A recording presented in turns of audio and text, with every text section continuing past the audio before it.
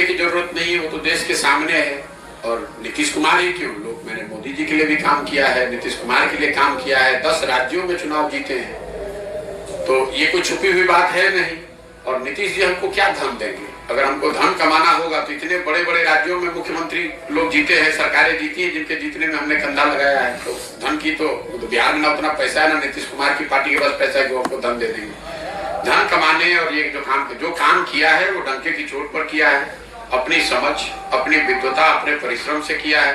किसी का 1 रुपया चोरी नहीं किया है, किसी का डाका नहीं डाला है, अपने परिश्रम से, अपने प्रयास से, अपनी मेहनत से, अपना पसीना बहाकर उस चीज को खड़ा किया है। देश में उस विधा को खड़ा किया है।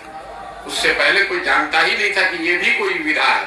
आज 20,000 से ज्यादा, मैंने वो काम छोड़ दिया 2 मई 2021 को, राष्ट्रीय स्तर पर मैंने घोषणा की अब ये काम नहीं करेंगे।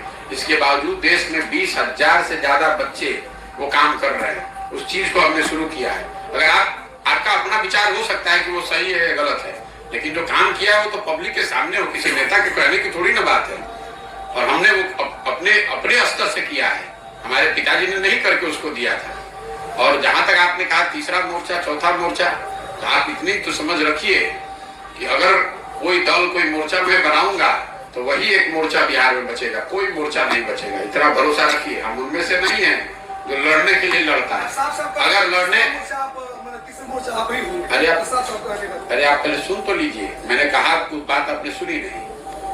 अगर जन सुराज दल बनता है तो आप देखिएगा एक ही दल बचेगा, उसका नाम होगा जन सुराज। आपको एहसास नहीं है कि मैं कितनी बड़ी व्यवस्था बना रहा हूं। अब ये जरूर है कि ये बनाने के पूरे प्रयास में संभव है कि लोगों को भ्रम ना हो, लेकिन अगर लोग मिलकर इसको बना देंगे तो उसके जिताने के लिए बिहार में आपको किसी की चिंता करने की जरूरत नहीं है। उतनी समझ भगवान ने हमको दी, हमने काम वो छोड़ दिया है, उसकी समझ नहीं छोड़ी है, तो उसकी चिंता मत कीजिए। और जो टीवी पर बयानबाज बने हुए हैं राजनीतिक दलों के नेता, उनके आकाओं के आका बैठकर हमसे सलाह लेते रहे हैं कि हम कैसे चुनाव लड़े, तो उनकी बातों का जवाब देकर उनको जरूरत से ज्यादा सम्मान नहीं देना चाहता हूँ। जो भाजपा का कोई प्रवक्ता होगा, वो उसका आका यहाँ पर जो राज्य का लीडर होगा, उसका आका दिल्ली में बैठता होगा, उसके आका होंगे मोदी जी, उनके साथ हमने काम किया है। इनकी बात का क्या जवाब दें?